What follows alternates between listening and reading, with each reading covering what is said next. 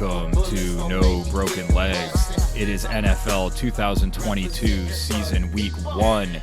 Joining me to break down every single game this week against the line to help you find the winners you need to make money is Jimmy Champ. Jimmy, how are you on this Wednesday night?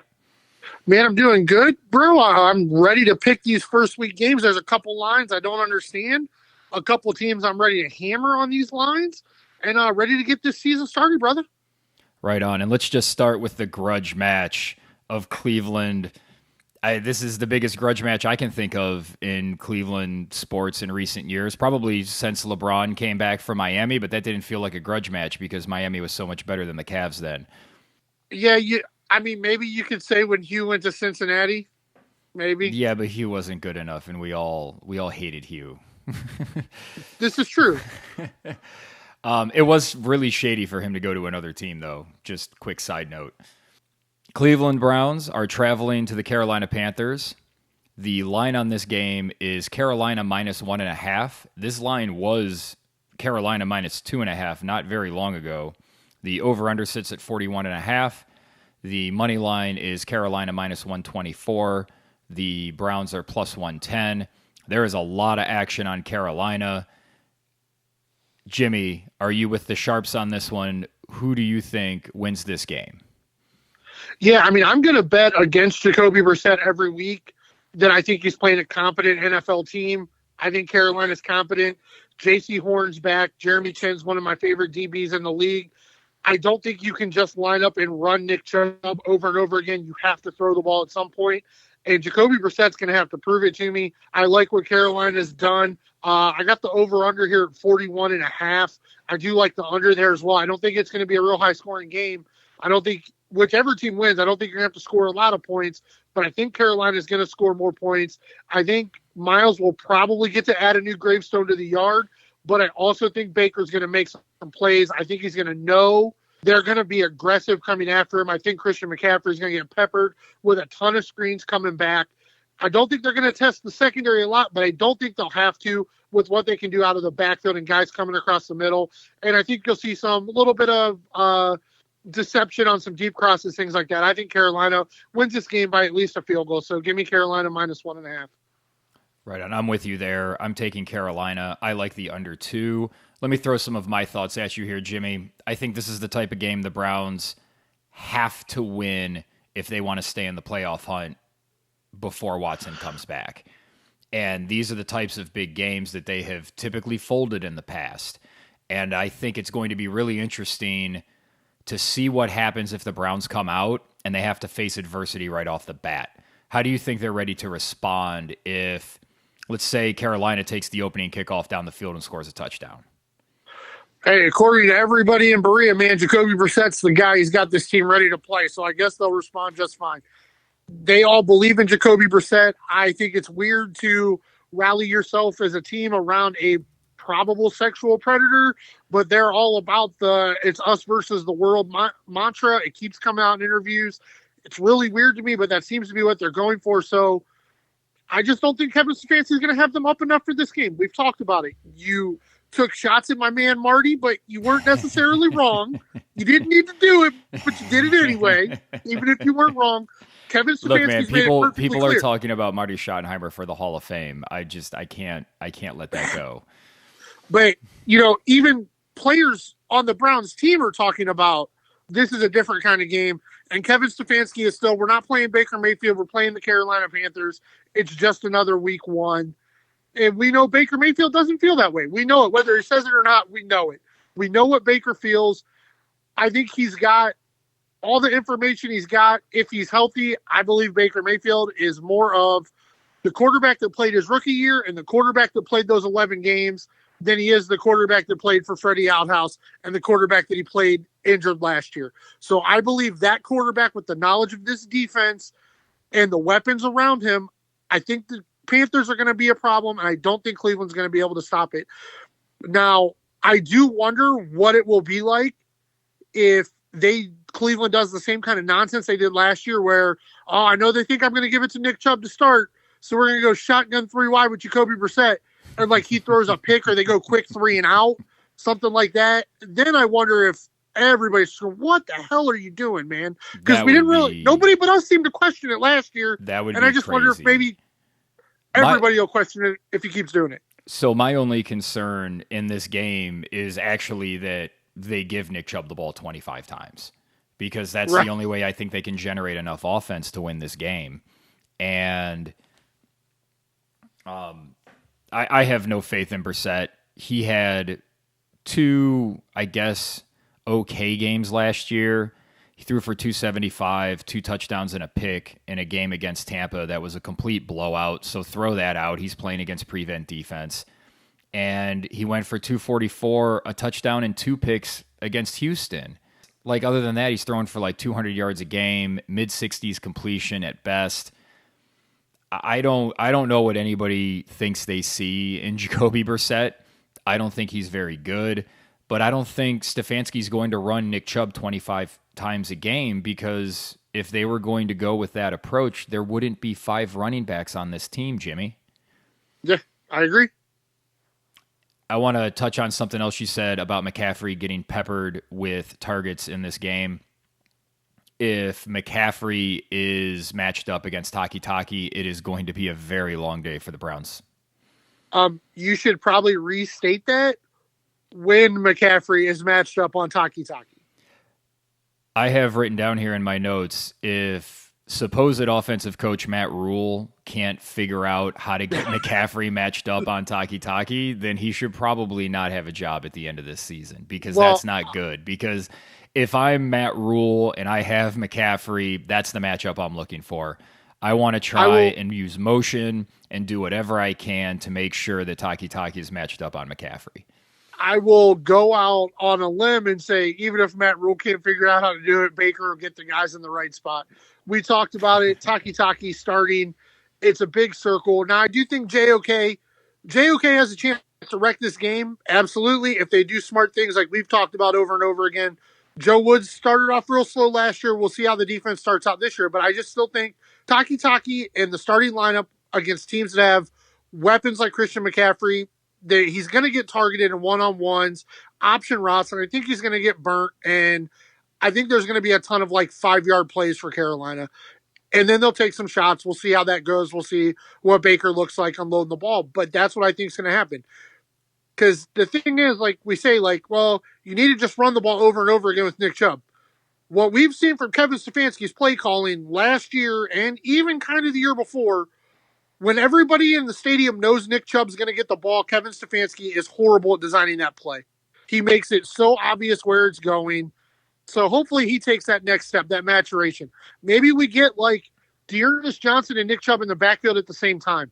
Things like that. Like, I think you've got to be creative enough to make Jacoby Brissett's job real easy, to where he can get some play action passes to David Njoku, maybe hit Cooper, maybe hit DPJ on something deep, or as far as his arm will let him throw it.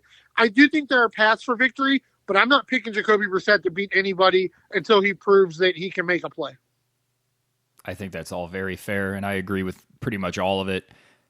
We've seen the Browns lose pretty much every single season opener since they came back. This game means something for Browns fans, not just because it's Baker Mayfield, but because there's already chatter about starting your boy Dobbs over Jacoby Brissett. And that's not going to go away if they lose this game, even if he plays well. Because we've seen before, like Baker won a bunch of games in 2020 and nobody wanted to keep him. Everybody was trying to run him out of town. Yeah. They had already said he wasn't good enough. So I see a lot of Browns fans getting really optimistic about Brissett, and I just don't see it. If he was a better quarterback, he'd be starting instead of Mitch Trubisky or Marcus Mariota or any of the other half dozen or so quarterbacks that we don't think are going to be starting quarterbacks next year.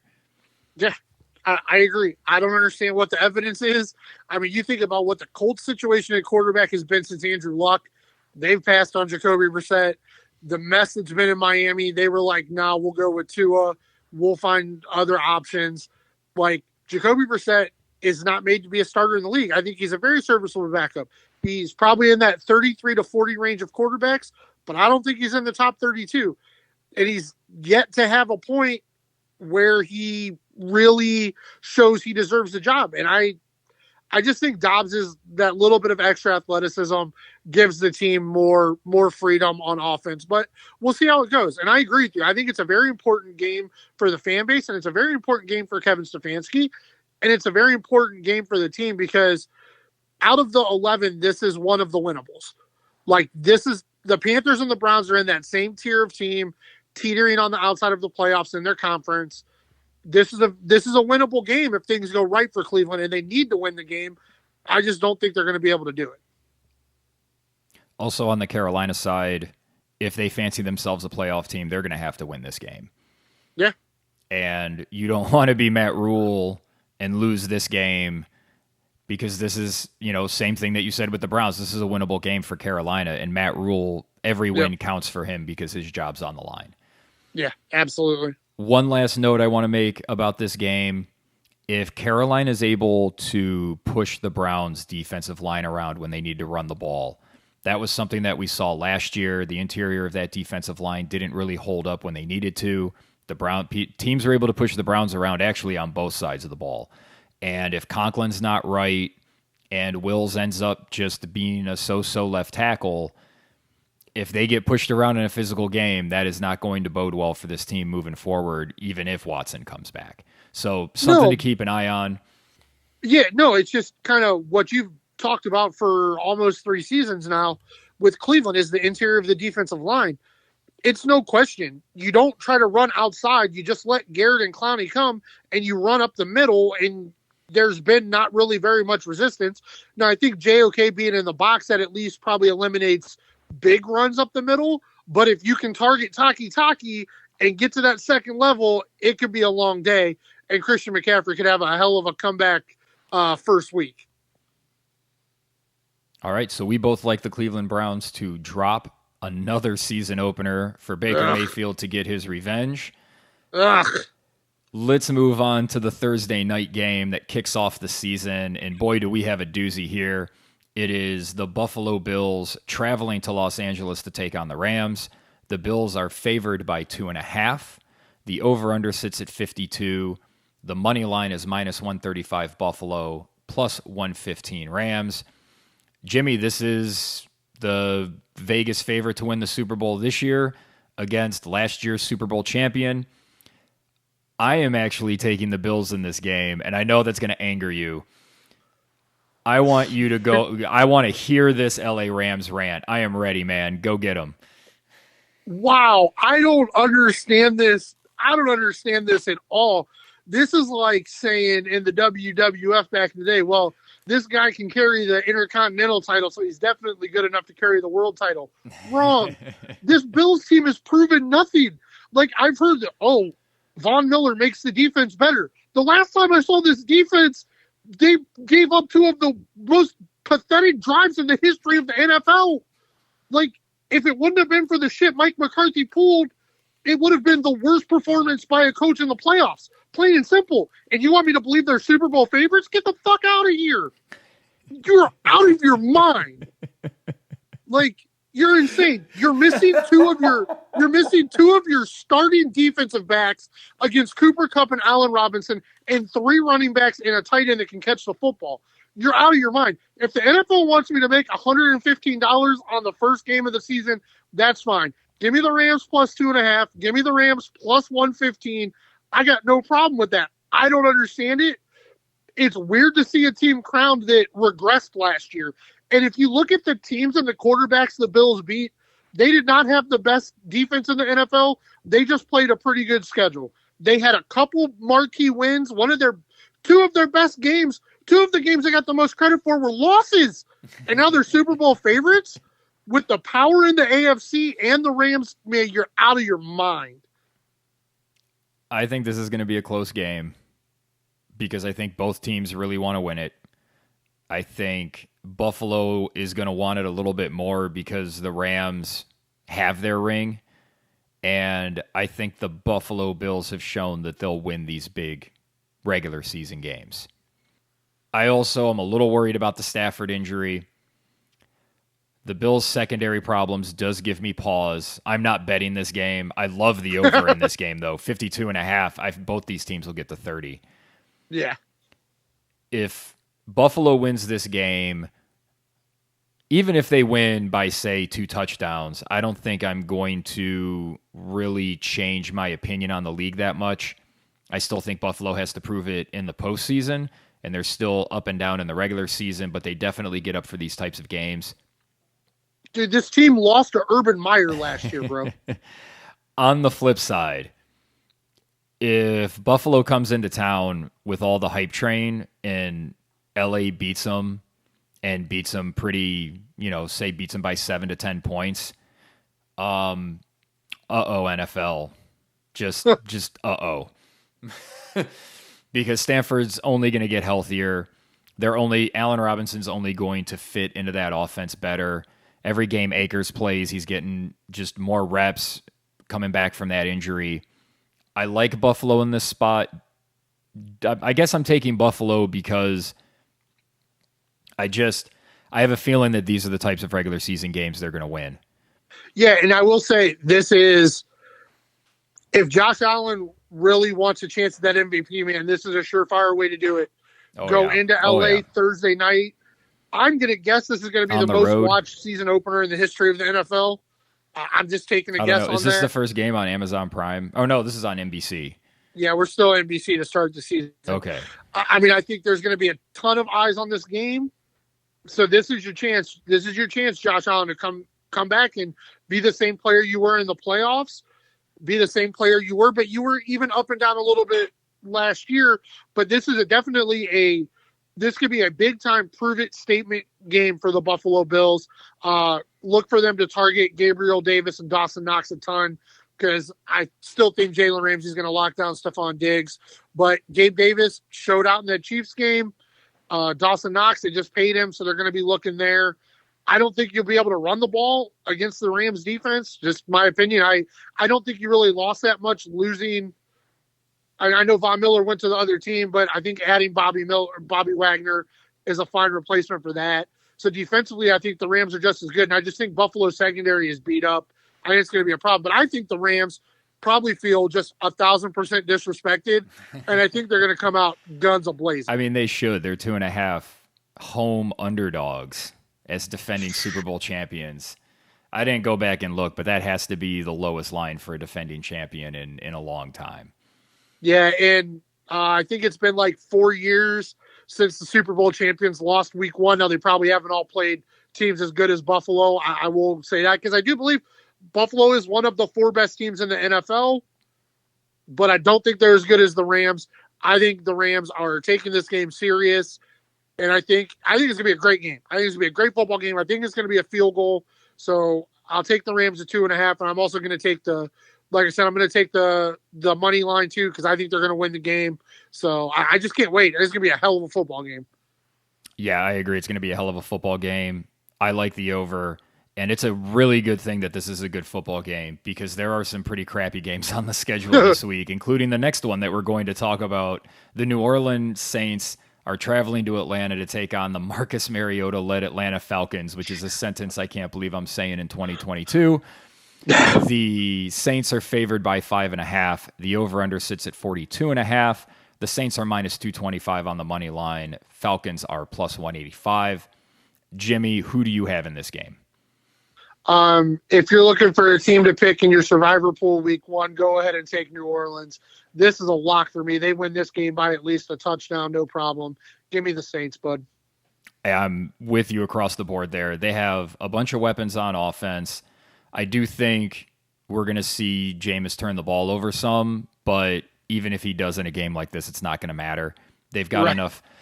New Orleans might put up 30 points in this game, and I don't know if Atlanta can get to 10, because that Saints defense is good. I think they're just going to completely eat Atlanta's lunch. I think this game's going to wind up probably being double digits most of the day. Yeah, I think this is a good game to get Jameis back. Get him back in there, get his feet wet, make sure his eyes are still working, make sure his legs are good, and start this season off right for the Saints. I also want to commend your idea of using the Saints as your survivor team this week, because a lot of those you can only pick a team once. And this is a good week to pick a team like the Saints, who I think for most of the season are going to be in relatively close games that aren't as easy to pick as this one. Yeah, I agree. I think it's a good, because you're like, I don't know. There's only a few other teams, and I think I would be certain of when the Saints play, they're going to beat them. They're going to beat Atlanta by a touchdown. Get them out of the way and move on to week 2. Another survivor pool game is the San Francisco 49ers traveling to Chicago to take on the Bears. The 49ers are 7-point favorites on the road for Trey Lance's debut. The over-under was 41 yesterday. It has dropped to 40.5. Jimmy, who do you like in this game? This is a stay away for me because I don't want anything to do with San Francisco until I see Trey Lance play. Oh, fuck that. Give me San Francisco, man. They could just do direct snaps to running backs, and I would take this at 7 because the Bears are not good. San Francisco's defense is going to just own the Chicago Bears, and I feel bad for Justin Fields because I think he's got talent. I think if he was on a team that had any semblance of idea of what the fuck it was doing, I think he would have a nice future ahead of him. But I think the Chicago Bears are in the process of ruining Justin Fields. All right, give me San Francisco -7 then. I think San Francisco is going to run all over this team, and I literally mean run the ball. I wouldn't be surprised if this is the type of game where Trey Lance only throws 15 to 20 passes. I think they're going to come out and try to throw the football and feature Trey Lance in this game. Really? You think they're going to? I don't think it matters. I just think they're that much better than Chicago. He can come out and throw screen passes to Deebo Samuel and Brandon Ayuk and George Kittle and just throw 5 to 10 yard passes, and they're going to destroy this team. Chicago's not good. Chicago's not good, man. You've got them. You have them pegged for what, 2 wins this year? They're just not good. I do. Yeah. But they might have the better quarterback in the game, man. Yeah, it ain't going to look like that, and it's got nothing to do with which quarterback's better than the other. These teams are they're just on completely different trajectories right now. Yeah, I don't disagree with you. 2 more teams that might kind of be on different trajectories, although just every time we think Pittsburgh's on the downtrend, they just somehow are average to above average, infuriatingly so. The Steelers are opening in Cincinnati. The Bengals are 6.5-point home favorites. The over-under sits at 44.5. Bengals are -275 on the money line. Pittsburgh +220.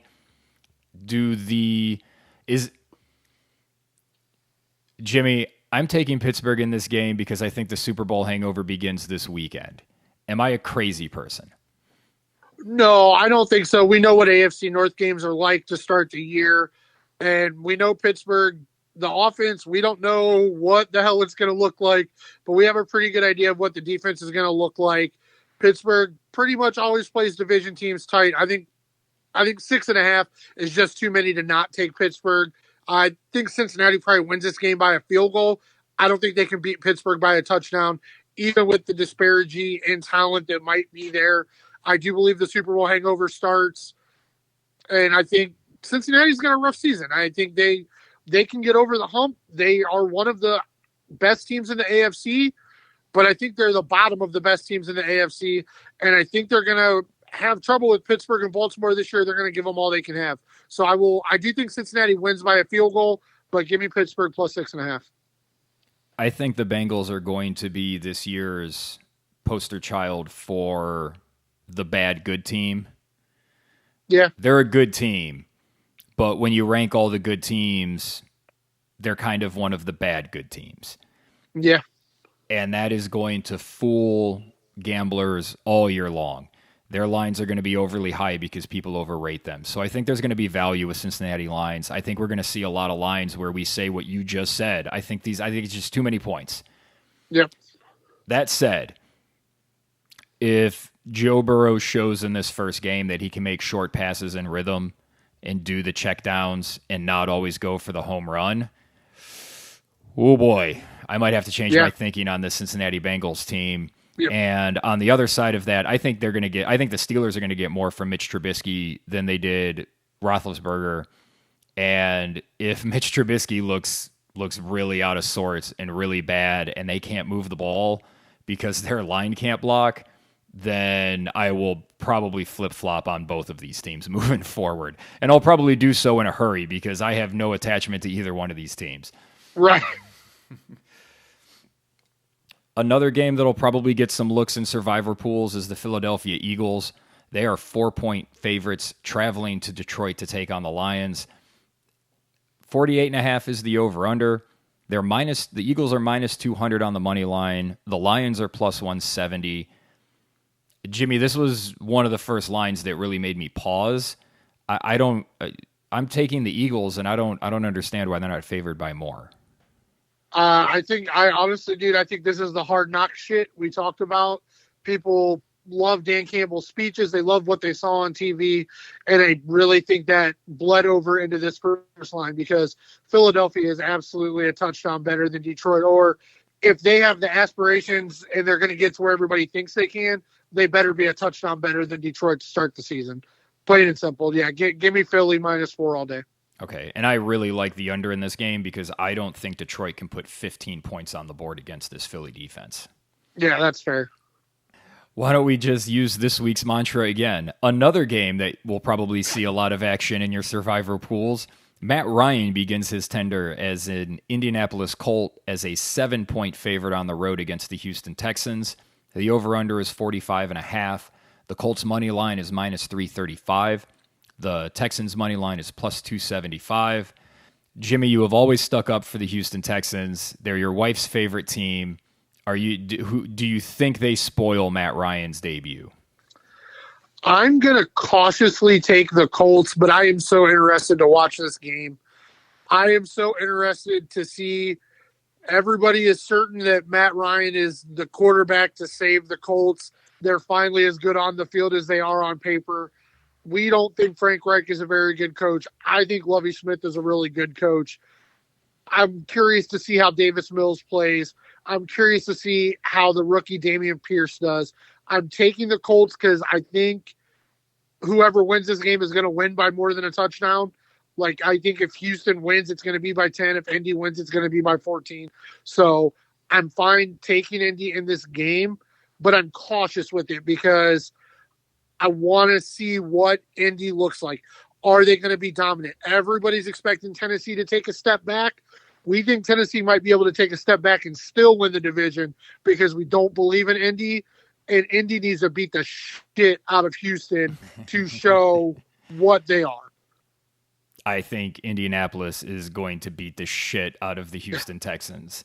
And I think it's going to get everybody hyped up for how good they are, and it's not going to matter because I don't think Indianapolis is that good. I think they're right in that tier with Cincinnati. They're probably a playoff team this year, but I just don't think Matt Ryan's that good anymore. But I think he can look really good against this Houston team. Especially, Jonathan Dadgum Taylor should run wild in this game. Yes. He's going to get plenty of touches. He's going to be able to control this game and put them in favorable positions. Matt Ryan can make all of the throws that he'll need to make in this game. And I think the Colts get off to a good start.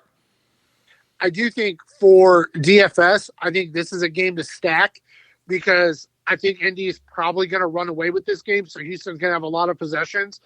And I think working something in with both starting running backs, both teams' number ones, and Matt Ryan might not be a bad look because Matt Ryan's not going to play too many worse defenses in Houston. Like, if he doesn't look good in this game, the Colts should be concerned. Yeah, if he doesn't look good against the Houston Texans, they're not going to play many teams that are as bad as the Houston Texans. That's just not something that's going to happen. Our next game is the Miami Dolphins are home. They are taking on the New England Patriots. Miami has a new head coach, and he is opening as a 3.5-point favorite. The over-under sits at 46.5. Jimmy, I'm down on New England this year. You surprised me by being down on New England this year. Do you think this weird offensive coordinator thing starts out with a win or a loss? I don't want to with this game. Nope.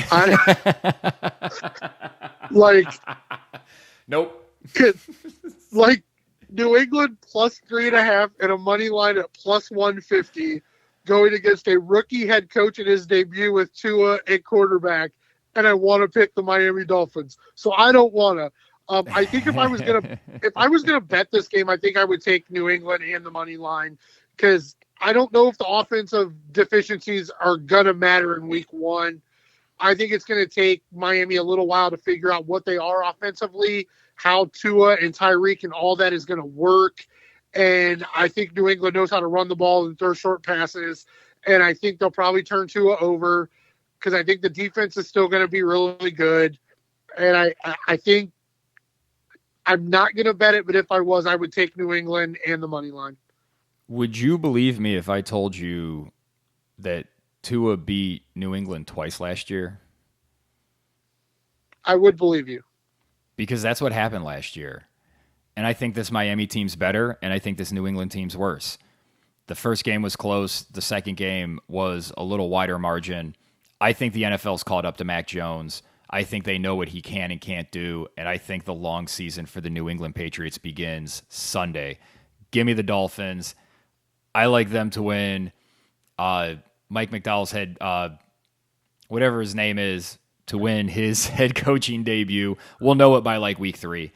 I love the under in this game, though. I'm not betting the game. I love the under in this because Bill Belichick knows that for New England to win, they're going to have to win ugly.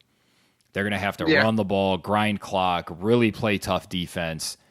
And I think Miami ends up winning this by about a touchdown. But I think this winds up being one of those like 20-13 games. Yeah, I can see it. Like I said, I need more information on what both of these teams look like before I'm willing to lay down a bet on them or a lock. However this game plays out, I won't be surprised. Like whatever the outcome is, I'll be like, yeah, it makes sense. Our next game is yet another that'll probably be prominently featured in Survivor pools. The Baltimore Ravens are 7-point favorites on the road against the Joe Flacco-led New York Jets. 44.5 is the over-under. Baltimore's minus 330 on the money line. New York's plus 275. Jimmy, Baltimore is really good and the Jets just aren't. And I think Baltimore might put 40 up on their own, so I also like the over. Yeah, I do believe the Jets are better than you're giving them credit to be with Zach Wilson at quarterback, but unfortunately they're starting at least 4 weeks of Joe Flacco, so that's going to be pretty ugly. This is a lock for me. Baltimore's going to just dominate this game, and I think if Buffalo loses, Kansas City plays a tight game, and Baltimore blows out the Jets, you may see Baltimore jump up of a lot of people's power rankings as one of the really top teams in the AFC. Yes, I think Baltimore. They were the 1 seed last year, even with all the injuries before Lamar went down. Yeah, I think Baltimore is going to make a statement here. Do you think they're going to sign any kind of contract with Lamar before? No, I think this just goes into the season and Lamar balls out and they pay him a ton of money. There you go. I think that was easy. Yeah, that's how I think this goes because that's usually how this goes. And even if he gets hurt, he's still going to sign a big contract. Yeah, like I just think that's what's going to happen when you have the type of talent that he has. All right, our next matchup is the Washington Armada are home. They are taking on the Jacksonville Jaguars. Washington is 2.5-point favorites. The over-under is 43.5. Washington is minus 142 on the money line. Jacksonville is plus 120. There's a lot of action on that 2.5 from the Sharps on Jacksonville. I am with the Sharps on this one. Jimmy, are you going to join me on the Jacksonville Jaguar train, or are you going to continue to let last year's failures cloud your judgment? Oh, no, not at all, especially not with what the Armada have going on. Give me the plus 2.5, and I think they're going to win the game outright, so give me the plus 120 on the money line as well. Yeah, I do too. I love that. I love the plus 120 money line. I feel like Jacksonville should be favored in this game, and we'll look back on this line and in a couple of weeks and go, yeah, Jacksonville's the team a lot of us were thinking they were. Yeah. You mentioned them earlier. The Kansas City Chiefs have a pretty big opener on the road in Arizona. They are 6-point favorites against Cliff Kingsbury and Kyler Murray, who just got nice big contracts. The over-under sits at 53.5. Kansas City is minus 250 on the money line. Arizona plus 205. Who do you like in this big early season matchup? I think KC wins this game by a touchdown, so I'll take the Chiefs, no problem. I think Arizona's going to completely implode this year. I think they spend a lot of money for no reason at all. I think Kansas City is going to whoop them at their home in the first week. I'm with you. I like Kansas City in this game. I love the over. Yeah. I think Kansas City has heard everybody talk about Buffalo and just comes out and takes a big shit all over all of them. And they show that Tyreek Hill wasn't that important. The loss of DeAndre Hopkins looms large in this game because I think Kansas City gets to the mid-30s, which is why I love the over. Yeah, and Arizona's got like Zach Ertz, J.J. Watt, whole bunch of other starters day-to-day with nagging injuries. So they could be without a quarter of their starters for this game due to injury. So, yeah, I think Kansas City is going to steamroll this team. It'd be very interesting to see how Kansas City's young defensive players play. As you said, there's a lot of nagging injuries out there. If they look really good and shut down this Arizona offense that when everybody's healthy is really good, that's a good sign for Kansas City's future prospects this year. Oh, yeah, absolutely. I think Kansas City's defense is going to eat in this game. Yes, and I should also mention this is the first of the afternoon games. Our next game is the LA Chargers are home. They are taking on the Las Vegas Raiders, who everybody seems to love except us. The Chargers are 3.5-point favorites. The over-under sits at 52, minus 177 on the money line for the Chargers, plus 150 for the Raiders. There is the sharps are split on the betting line, but I am 100% on board with the over in this game. There's going to be a ton of points. Who do you think is left standing at the end? I got the Chargers winning this game. I got the Chargers winning a whole bunch of games this year. So I definitely got them starting out with a win here. So give me the Chargers at minus 3.5. They'll win this game by a touchdown.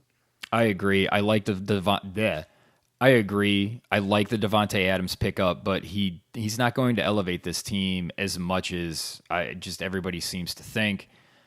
I also think the Chargers are a lot better. I think they show their new defense is improved. They get a home win to start the year. And how many fourth downs do you think the Chargers go for in this game? All of them. That's about what I'm thinking too. I would love to see them continue to be aggressive in those situations, especially when you have Justin Herbert and so much offensive talent. They may end up being the first team in league history to just cut the punter. I assume that they're probably not there. I assume that they're not going to punt inside, or I assume that they're not going to punt once they cross the 40-yard line of their own 40. Yeah, I mean, I wouldn't either with the weapons they have. I mean, this team is stacked offensively. And that's the thing, I think the Raiders will score some points, but I don't think the Raiders defense can stop this offense. I think this game is more about the Chargers offense than it is the Raiders offense. I think Devontae Adams, I'm sure they will try to get him in the mix early and showcase their new toy, but I just don't think it'll be enough. Our next matchup is just a huge early season matchup in the NFC North. The Green Bay Packers are traveling north to take on the Minnesota Vikings.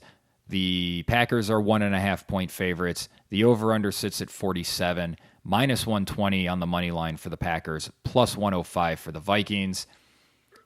This is another big Sunday afternoon matchup, Jimmy. Who do you like? Give me the Packers. I think this is going to be a great football game. I'm not sure how the hell the Packers are going to move the football yet, but I think they're going to do it. And this is game one for Minnesota's new coach. I'm going to go ahead and take Green Bay. I think Aaron Rodgers is going to come out and play well in this game. I think you're going to see a lot of Aaron Jones, a lot of A.J. Dillon, figure out what receivers he likes. I think the Packers are going to win this game, but I think Minnesota is going to play a good game, but I think Green Bay is going to come up with a field goal at the end to win it. I think we're going to spend next week with a little, is there some problems with Aaron Rodgers and his new wide receivers?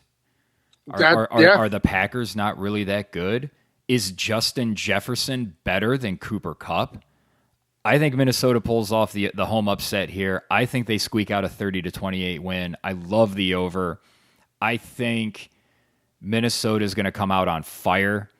I think this is a game that they've been waiting for all off season, and I think Aaron Rodgers hasn't been as focused on football as his opponents have been. And I think that's going to show itself in this game. I think Green Bay is going to be fine. I pick them to win the division. I think they'll be fine once they get into the rhythm of the season, but I think Minnesota comes out, punches them in the mouth, and gives them an early season, hey, you're not just running away with this division anymore. Yeah, that's totally feasible. Yet another game that'll probably have many picks in survivor pools. The Tennessee Titans are home. They're taking on the New York Giants. Tennessee are 5.5-point favorites. The over-under sits at 43.5. Minus 245 for the Titans on the money line, plus 210 for the Giants. You're down on the Titans, Jimmy. Are you as down on the Titans that you're picking the Giants in this game? No, absolutely not. The Titans win this game by a touchdown. I do think they've got questions to answer about new pieces, players that have left. Is Derrick Henry fully healthy? I don't think it matters. The Giants are a mess. Curious to see what Dable's offense looks like, but Tennessee will be ready to play. Vrabel always has them ready to play. He doesn't normally get upset. He doesn't normally get the wool pulled over his eyes, so to speak. I think Tennessee wins this game by a touchdown. I think Tennessee wins this game pretty easy. I think this is, if you have Derrick Henry on your fantasy team, these are the types of games you live for. He's going to get plenty of work, and we've seen many times before Brian Daboll gets pass happy. And if he's going to get pass happy with Daniel Jones, they're going to have a problem, Jimmy, because Daniel Jones is Daniel Jones, and he's not very good. He can try and throw a bunch of screen passes to Saquon Barkley. It's just not going to be enough because this defense is going to play really well. Vrabel's going to have them ready to go, and Daboll's tenure in New York is going to start out on a sour note. Yeah, I agree with that. I mean, it is rough with the phone-in attitude that Kenny Golladay has in New York is making it rough. I do like Kadarius Toney. He's a playmaker, but I don't think Tennessee's not going to lose this game. They're just not. I don't.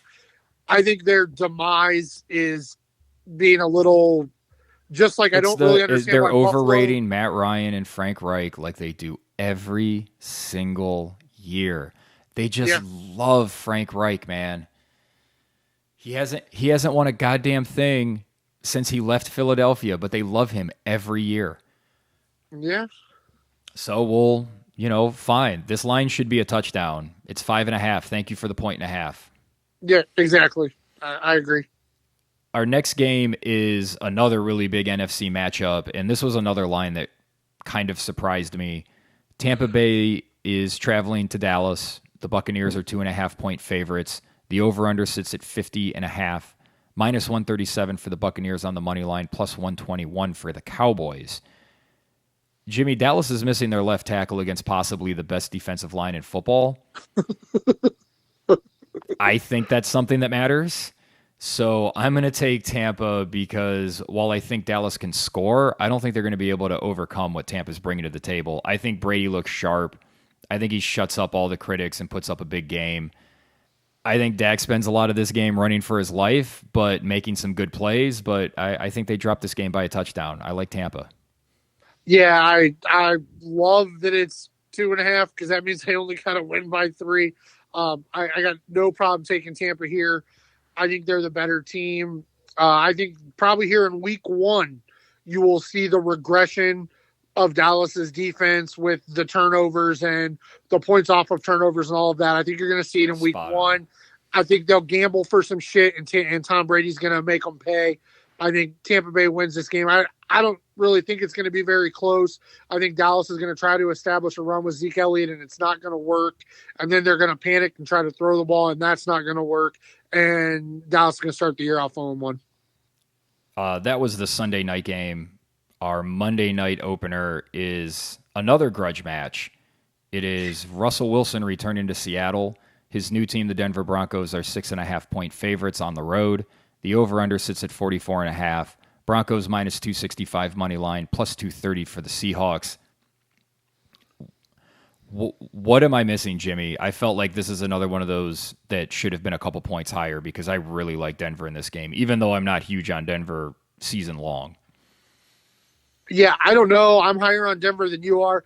I don't really want to use Denver in a survivor pool this early, but if you want to for sure bet, you can bet this one. Also, this is a game where if you got a team out there that's only getting like 2.5 and you'd like to get them to like 5 or something like that, you could tease this Denver line to like 13.5 and still feel safe. Yeah. Because Denver's going to beat the brakes off of Seattle.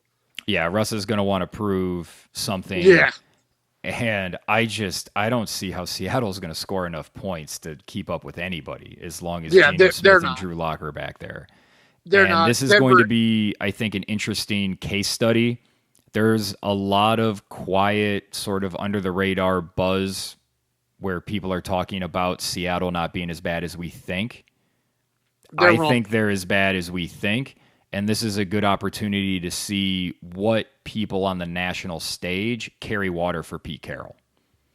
Yeah, no, I agree. I absolutely agree with you. I will say, Denver added pieces to an already good defensive line. They're really healthy. I think their playmakers are really good. I projected Seattle to go 0-18. I don't know if they're going to lose every game, but I know I'm going to be right week one. 0-17, Jimmy. 0-17. They can't lose 18. They might. It's gonna look that bad. I hope so because I think Seattle's going to stink, and I'm looking forward to betting against them all year. Yeah, but I agree with you. I don't understand this spread. I don't know how it's only 6.5. I guess they believe there's still some magic left in that stadium. I don't understand it, but I think Russell Wilson is going to come out, and I think it'll be respectful, but he's going to throw the football all over the place, and Denver's going to destroy Seattle in this game. Of the big matchups, because we have Buffalo and LA to start the year, we also have Kansas City and Arizona, we have Los Angeles, the Chargers and the Raiders, and we have Tampa Bay, Dallas, Green Bay, Minnesota. Which of those games are you most looking forward to in terms of what you think season long? For me, it's got to be Rams and Buffalo. I don't understand the line. I feel like everybody's so afraid to be late on Buffalo that they're crowning them for no reason. I really feel that way. I think they're the third best team in the AFC, which I think is awesome because the AFC is awesome, but I don't think they're better than the Chiefs, and I don't think they're better than the Ravens, and they're just a smidge better than the Chargers. And I think the Rams are one of the most put-together teams in the league. I don't think it matters that Matt Stafford hasn't thrown a lot of passes to Allen Robinson. I think Allen Robinson is a great wide receiver in a great situation. Stafford's elbow seems to be okay. If the Rams are healthy against that Bills secondary, I don't see how the Bills win, but I may have to reconsider it if Buffalo goes in to LA with all this hype and wins the game. I will have to probably reconsider both of those. And then I think for me, the only other one would be if Arizona would happen to beat Kansas City, I'd have to really relook at Kansas City. I don't think it's going to happen. Think it's going to happen.